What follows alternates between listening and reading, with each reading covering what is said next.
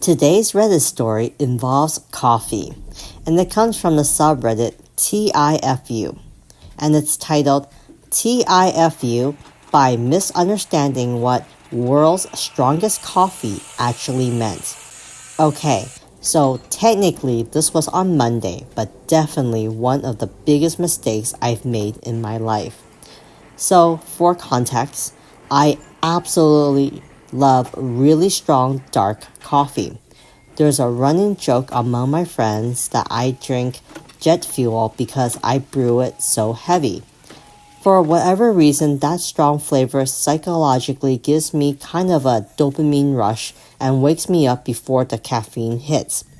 Anyways, on Monday, I had a really important client meeting and my boss had flown into town for said meeting. So I had to meet her at her hotel pretty early in the morning and it was across town. So I had to get up way earlier than usual and was not having it that morning. Since I was not handling waking up early and kind of in a rush, I hurriedly made my coffee and made it strong.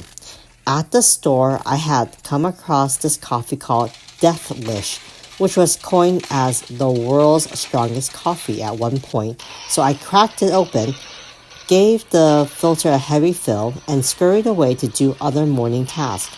I was really excited to try it. In my mind, strong was synonymous with the actual taste, not the caffeine content. For context, the company doesn't release the actual coffee content, but tests show a 12-ounce cup ranges from 300 up to 750 milligrams depending on how you brew it. Judging by my not-so-light brewing habits, I'm sure that number was far closer to the 750. As I'm going about my morning, I'm hammering it down pretty quickly. Slightly disappointed, it was strong, but not what I was expecting of world's strongest. But hey, whatever, it works. After the first few sips, I look at the clock and realize I'm running out of time. So I said, F it, and just take my coffee with me to the shower where I can finish it off. A few minutes into my shower while I'm lathering up and jamming out to Cruel Summer by Taylor Swift, as us dudes who are married to Swifties do, I start absolutely buzzing. At first, it was just kind of like this little tremble, and I'm just like, huh? And cracked it up to drinking coffee on an empty stomach. Over the next few minutes, that feeling gradually increased, and I had a full-on shake and felt hot. At this point, I put two and two together. Strong equal caffeine content. Oopsies! A little concerned, I hopped out of the shower, grabbed my phone, and Googled the amount of caffeine and saw that 750 number and was like, OF! This sent me into a full-on caffeine-induced panic attack. First panic attack of my life.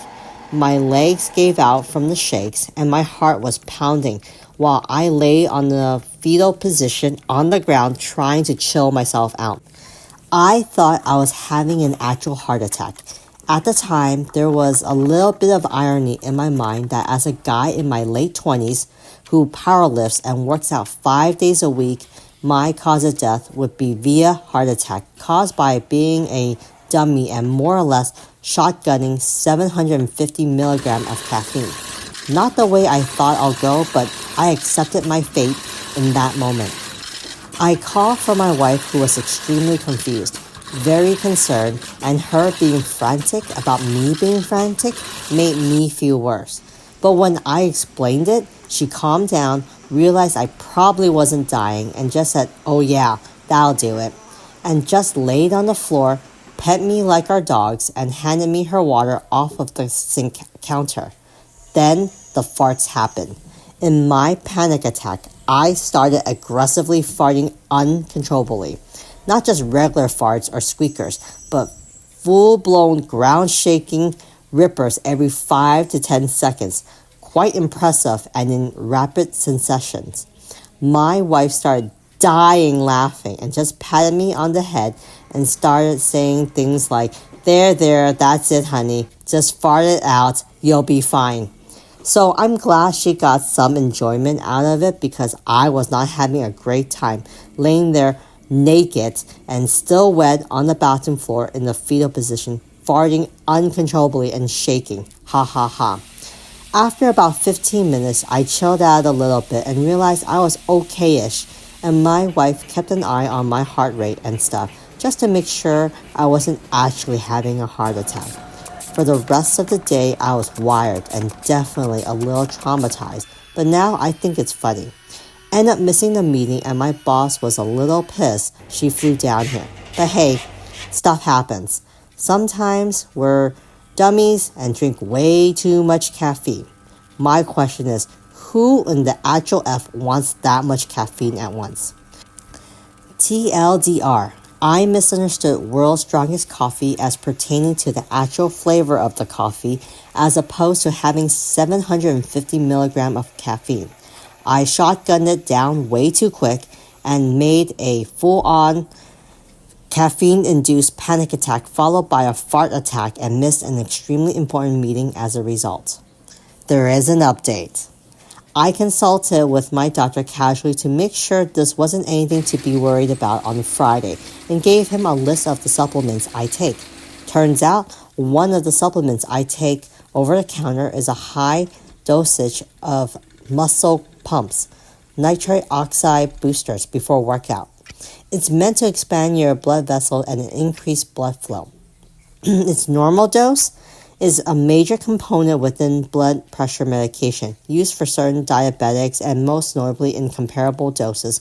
ED medications are like 33% nitric oxide apparently, which can confirm 100% helps firm things up beyond muscles during workouts if you want a cheat code, fellas.